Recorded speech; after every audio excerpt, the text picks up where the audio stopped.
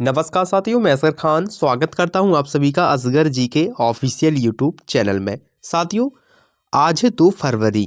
आज है 2 फरवरी और 2026। साथियों, 2 फरवरी 2026 के जितने भी महत्वपूर्ण एमसीक्यू रहेंगे आज हम इस वीडियो में कवर करने वाले हैं। तो साथियों, आज का सेशन स्टार्ट करने से पहले अगर आपने हमारे यूट्यूब चैनल को सब्सक्राइब नहीं किया है तो प्यारे साथियों पहले यूट्यूब चैनल को सब्सक्राइब करें और बेल आइकन को ऑन कर दीजिएगा ताकि कोई भी महत्वपूर्ण वीडियो आपसे मिस ना हो पाए। चलिए, आज का हमारा रिवीजन क्वेश्चन है, ध्यान दीजिएगा। पहला आज का हमारा रिवीजन क्वेश्चन क्या है, तो जनवरी 2026 में पश्चिम बंगाल सरकार ने राज्य के कार्यवाहक पुलिस महानिदेशक यानी कि DGP, director general of police के रूप में किसे वरिष्ठ अधिकारी को नियुक्त किया है। तो साथियों, आप लोग को कमेंट बॉक्स में बताना है रिवीजन क्वेश्चन का क्वेश्चन कि किसे बंगाल पुलिस का महानिदेशक नियुक्त किया है। आप लोग कमेंट बॉक्स में जरूर बताएंगे, ठीक है।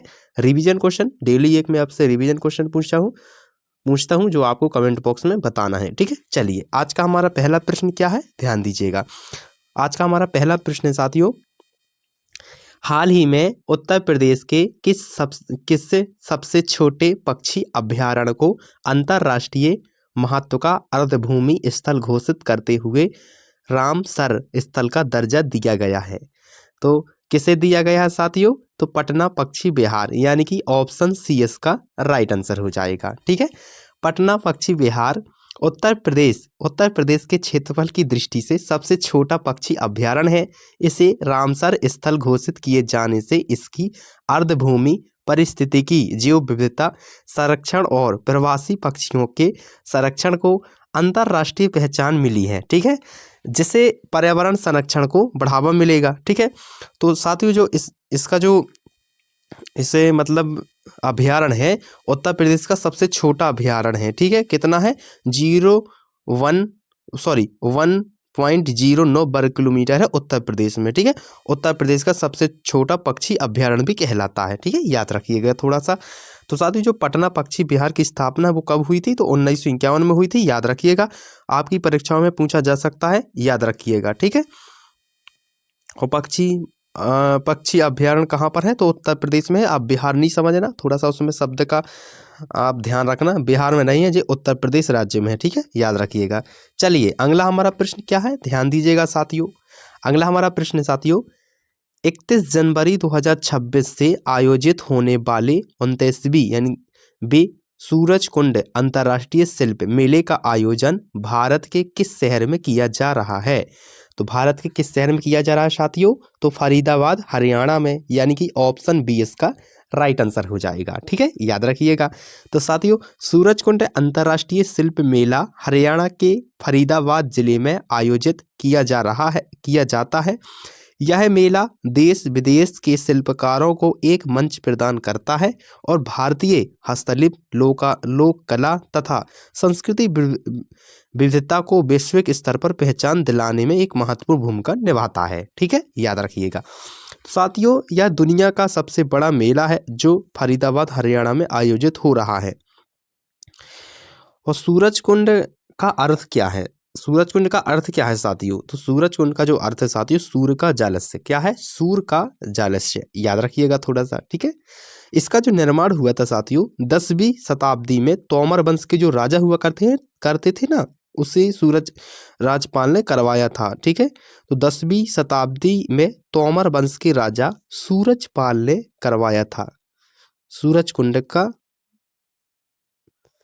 जो मेला है, जो सूरजकुंड का किसने करवाया था, तो 10वीं शताब्दी के तोमर वंश के राजा सूरजपाल के ने करवाया था, ठीक है, याद रखिएगा। तभी से यह सूरजकुंड नाम से जाना जाता है।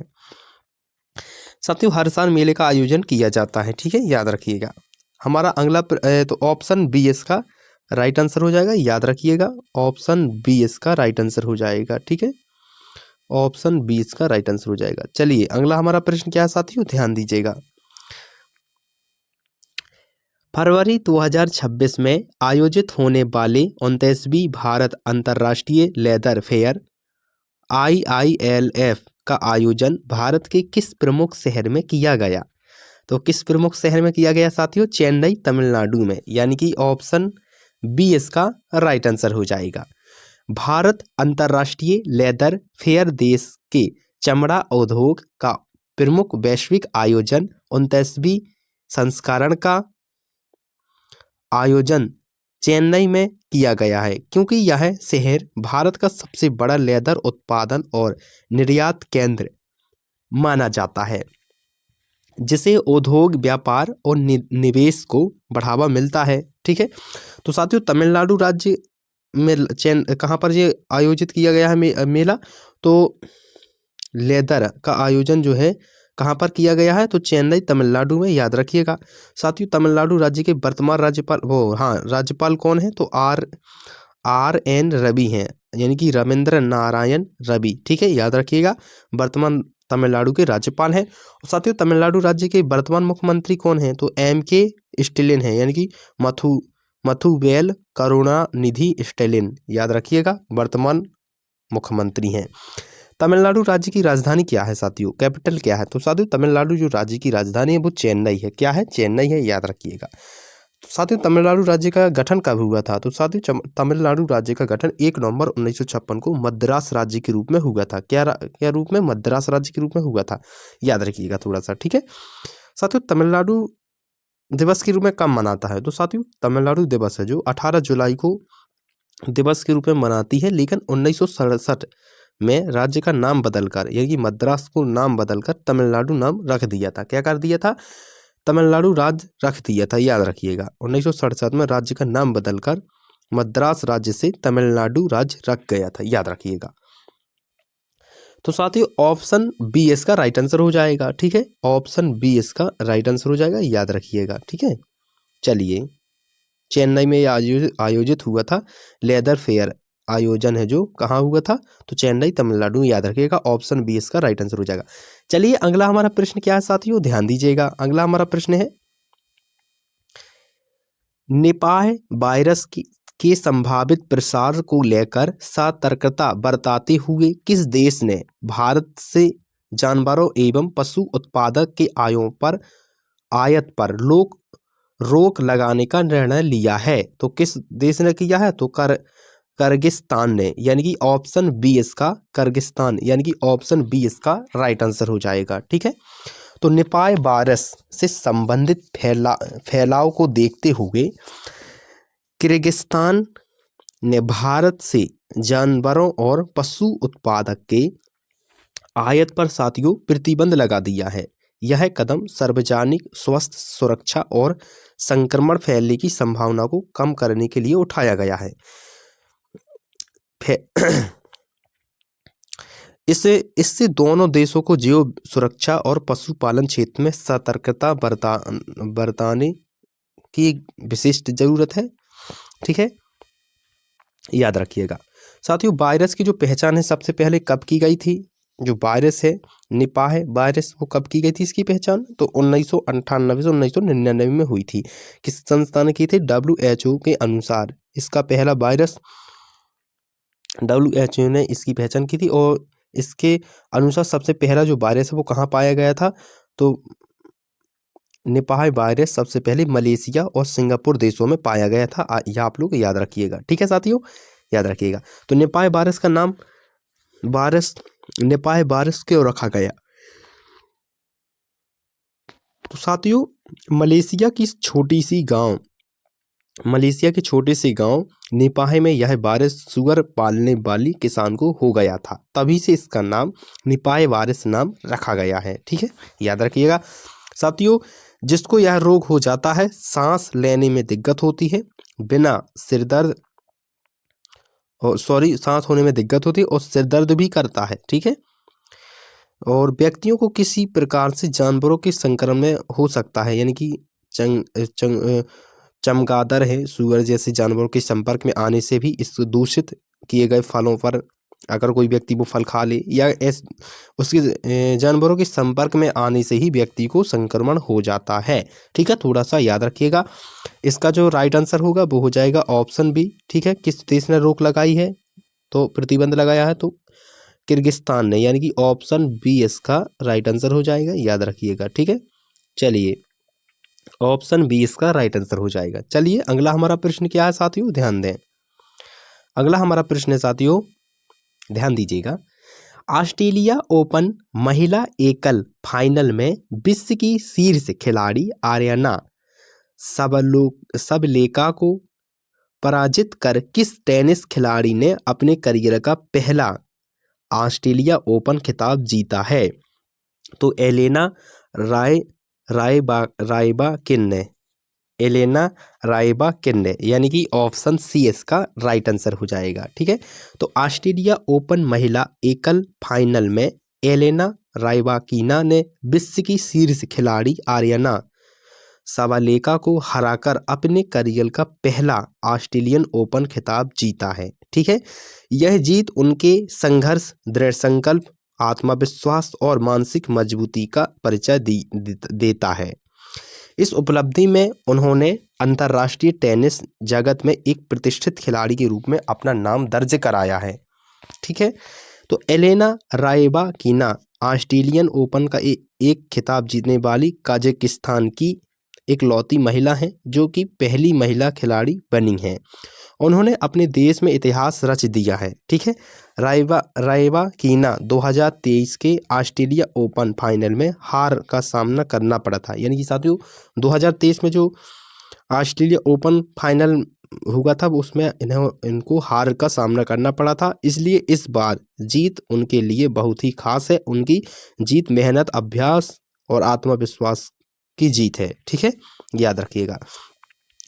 चलिए, ऑप्शन बी इसका राइट आंसर हो जाए, सॉरी ऑप्शन सी इसका राइट आंसर हो जाएगा, याद रखिएगा। ठीक है, ऑप्शन सी इसका राइट आंसर हो जाएगा, याद रखिएगा, ऑप्शन सी इसका राइट आंसर हो जाएगा। चलिए, अगला हमारा प्रश्न क्या है साथियों, ध्यान दें। अगला प्रश्न है साथियों, ग्रामीण क्षेत्रों में शहर जैसी बुनियादी और आधुनिक सुविधा उपलब्ध कराने के उद्देश्य से किस राज्य सरकार ने मुख्यमंत्री ग्रामोत्थान योजना की शुरुआत की है?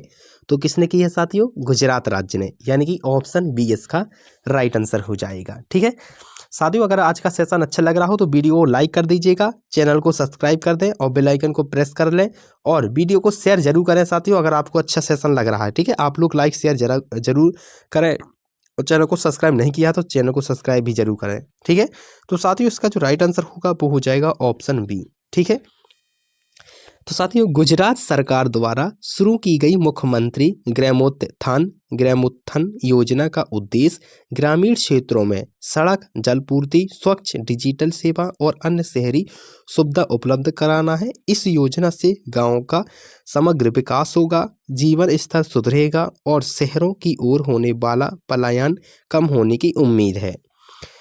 साथियों गुजरात राज्य के जो वर्तमान मुख्यमंत्री वो कौन है? भूपेंद्र पटेल जी हैं। कौन है? भूपेंद्र पटेल जी, याद रखिएगा। गुजरात राज्य की जो वर्तमान राज्यपाल हैं वो कौन है? आचार्य देवव्रत है। वे वर्तमान में गुजरात के साथ महाराष्ट्र के भी राज्यपाल हैं, याद रखिएगा थोड़ा सा।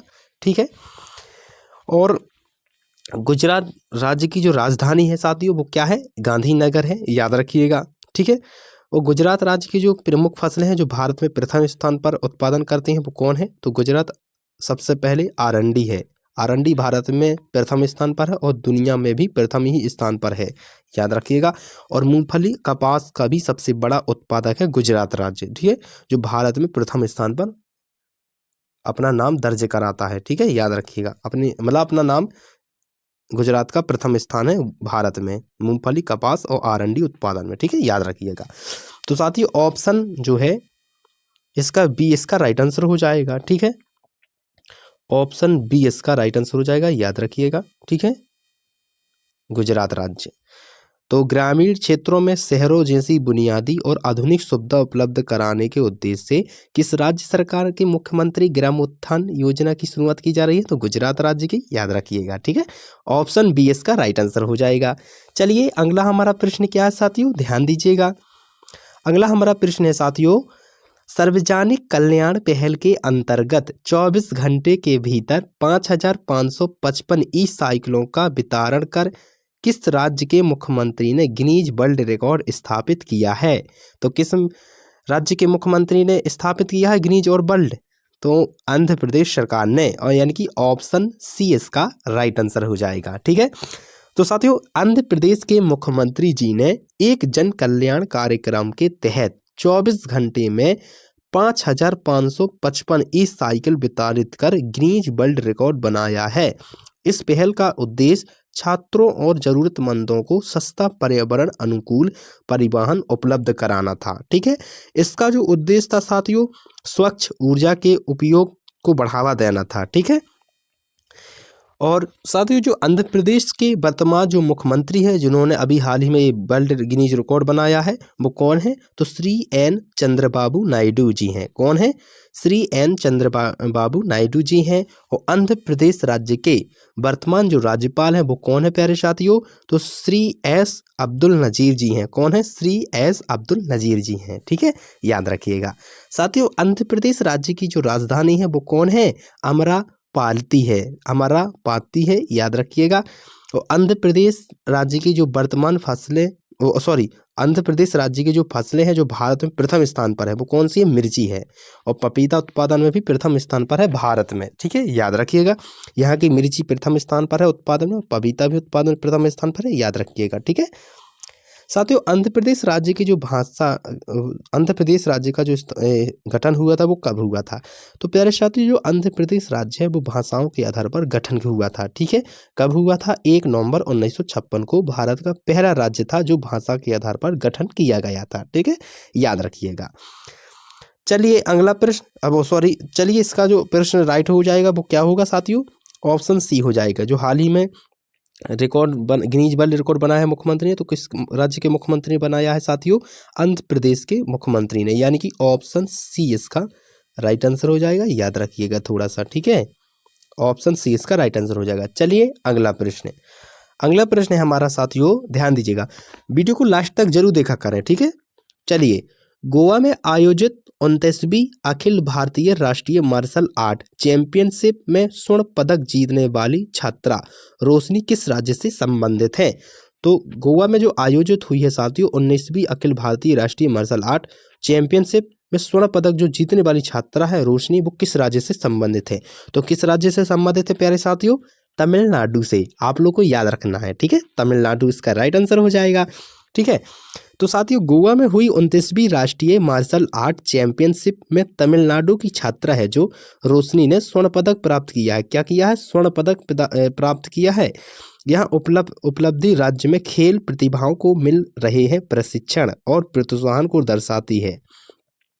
साथ ही युवाओं को खेलों के आगे बढ़ने की एक प्रेरित दिशा भी है। ठीक है, याद रखिएगा। तो साथियों रोशनी है जो तमिलनाडु राज्य की रहने वाली हैं और कक्षा 9वीं की छात्रा भी हैं और अपने छात्र जीवन में ही उन्होंने स्वर्ण पदक जीता है और राज्य का नाम रोशन किया है। कितनी अच्छी बात है साथियों, है ना?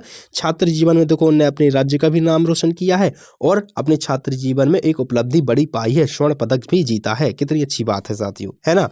तो साथियों तमिलनाडु राज्य मतलब कि जो वर्तमान राज्यपाल है वो कौन है? RN रवि हैं, यानी कि रविंद्र नारायण रवि हैं। ठीक है, याद रखिएगा। तमिलनाडु राज्य के वर्तमान राज्यपाल हैं और तमिलनाडु राज्य के जो वर्तमान मुख्यमंत्री है वो कौन है साथियों? MK स्टैलिन है, यानी कि मिथुवेल करुणानिधि स्टैलिन। हाँ, तमिलनाडु राज्य के वर्तमान मुख्यमंत्री जी हैं। ठीक है, तमिलनाडु राज्य की राजधानी कौन है? चेन्नई है। और तमिलनाडु राज्य का गठन कब हुआ था? 1 नवंबर 1956 को मद्रास राज्य के रूप में हुआ था। ठीक है, याद रखिएगा। तमिलनाडु दिवस के रूप में कब मनाया जाता है? तो 18 जुलाई को तमिलनाडु दिवस के रूप में मानती है, लेकिन 1967 में राज्य का नाम बदलकर मद्रास राज्य की जगह तमिलनाडु राज्य रखा गया था। कब रखा गया था? 1967 में, याद रखिएगा। ठीक है, तो प्यारे साथियों इसका जो राइट आंसर हो जाएगा वो क्या हो जाएगा? रोशनी कहाँ की थी? तो तमिलनाडु राज्य की थी। कितनी अच्छी बात है साथियों, आप लोग भी ऐसा कोई काम करें कि रोशनी खाएं कि अपनी छात्र जीवन में कुछ बड़ा अचीवमेंट कर लें। रोशनी बहुत अच्छा काम किया है, स्वर्ण पदक जीता है, याद रखिएगा। और कहाँ की थी? जी तमिलनाडु की थी, याद रखिएगा। ऑप्शन बी इसका राइट आंसर हो जाएगा साथियों, याद रखिएगा। ठीक है, चलिए ऑप्शन बी इसका राइट आंसर हो जाएगा। चलिए अगला हमारा प्रश्न क्या है साथियों, ध्यान दें, सभी लोग ध्यान दीजिएगा। अगला प्रश्न है साथियों, आकांक्षी जिलों और आकांक्षी ब्लॉकों में समग्र विकास को गति देने के उद्देश्य से संपूर्णता अभियान 0.0 किस संस्था द्वारा शुरू किया गया? तो आकांक्षी जिलों और आकांक्षी ब्लॉकों में समग्र विकास को गति देने के उद्देश्य से संपूर्ण अभियान 0.0 किस संस्था द्वारा दिया गया? तो किस संस्था द्वारा दिया गया साथियों? नीति आयोग द्वारा। ठीक है, याद रखिएगा, नीति आयोग द्वारा इस संस्था द्वारा दिया गया है। संपूर्ण अभियान 0 पॉइंट किस संस्था द्वारा शुरू किया गया है? तो नीति आयोग द्वारा, यानी कि ऑप्शन बी इसका राइट आंसर हो जाएगा। साथियों, संपूर्ण अभियान है जो 0.0 को नीति आयोग ने शुरू किया है। इसका जो उद्देश्य है आकांक्षी जिलों और ब्लॉकों में स्वस्थ शिक्षा, पोषण, कृषि और बुनियादी सुविधा को सुधार करना है। ठीक है, क्या क्या सुधार करना है? आकांक्षी जिलों और ब्लॉकों में स्वास्थ्य मतलब स्वास्थ्य का ध्यान देना है, स्वास्थ्य का भी सुधार करना, शिक्षा का भी, पोषण, कृषि और बुनियादी सुविधा में सुधार करना है। यह अभियान केंद्र और राज्य के बीच बेहतर समन्वय यानी कि तालमेल के साथ संतुलित और समावेशी विकास को बढ़ावा देता है। ठीक है, याद रखिएगा।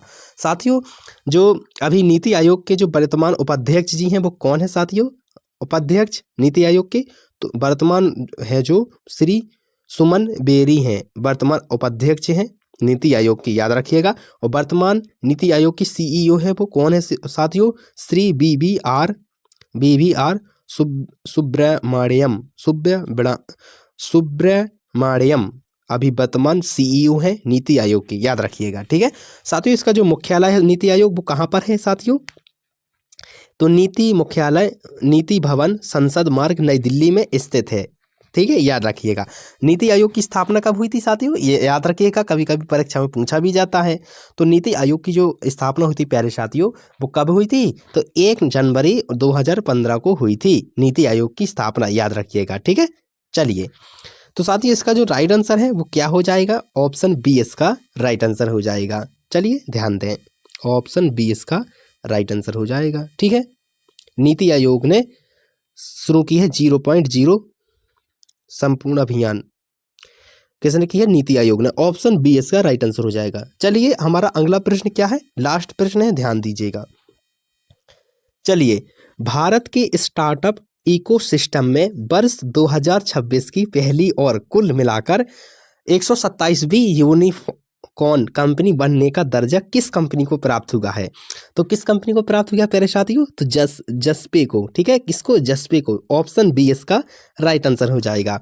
तो साथियों जो जस्पे है भारत की 127वीं और 2026 की पहली यूनिकॉर्न कंपनी बनी है। क्या बनी है?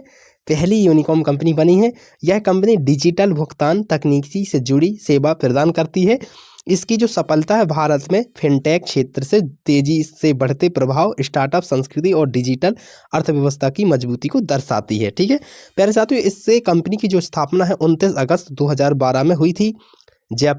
जस्पे कंपनी की जो स्थापना है 29 अगस्त 2012 में हुई थी। याद रखिएगा साथियों, कभी कभी परीक्षा में पूछा जा सकता है। ठीक है, याद रखिएगा साथियों। जो कंपनी है, इस कंपनी के जो संस्थापक हैं जस्पे कंपनी के, वो कौन है? विमल कुमार प्रमुख संस्थापक है, याद रखिएगा। और वर्तमान में कंपनी के जस्पे कंपनी के वर्तमान जो सीईओ है वो कौन है? विमल कुमार ही हैं, याद रखिएगा। ठीक है, जस्पे कंपनी का जो मुख्यालय है कर्नाटक राज्य के बेंगलुरु प्रसिद्ध इलाके कोरमंगला शहर में स्थित है। याद रखिएगा, कभी कभी पूछा जा सकता है, इसलिए मैंने आपको पूरी जानकारी दी है। ठीक है, याद रखिएगा साथियों। इनके अन्य भी और भी केंद्र हैं। कहाँ पर है? मतलब जो बेंगलुरु शहर है, बेंगलुरु के प्रसिद्ध कोरमंगला शहर में स्थित है, लेकिन इसके और भी कार्यालय है। कहाँ पर है? एक मुंबई में भी है और अंतर्राष्ट्रीय में भी है साथियों, जैसे कि सिंगापुर, फ्रांसिको में भी सेवा प्रदान हो रही है इस कंपनी की। ठीक है, तो इसलिए याद रखिएगा ऑप्शन बी इसका राइट आंसर हो जाएगा साथियों। ठीक है, याद रखिएगा ऑप्शन बी इसका राइट आंसर हो जाएगा। ठीक है, याद रखिएगा। चलिए ध्यान दें, ऑप्शन बी इसका राइट आंसर हो जाएगा। साथियों कमेंट बॉक्स में जरूर एक बार बताइएगा कि आज की वीडियो कैसी रही, आज का सेशन कितना अच्छा रहा। कमेंट बॉक्स में आप लोग जरूर बताइएगा। आप लोग कमेंट क्यों नहीं करते भाई? कमेंट करके बताइए ना, कोई कमी रह जाती तो बताइए। कोई भी आपको समस्या दिक्कत होती है परीक्षा से संबंधित कोई भी, तो आप आल समस्या आप इस कमेंट बॉक्स में बता सकते हैं। मैं उसका सॉल्यूशन निकाल कर आपको बता सकता हूँ, उसके समस्या का समाधान तो साथियों आज का वीडियो अच्छा लगा हो तो वीडियो को लाइक कर दें, चैनल को सब्सक्राइब कर दें और बेल आइकन को ऑन कर दें और वीडियो को शेयर जरूर कर दें। ठीक है साथियों, मिलते हैं अगले करंट अफेयर में। जब तक अपना ख्याल रखिए, अच्छा पढ़िए और अपने जीवन में सफल होइए। धन्यवाद।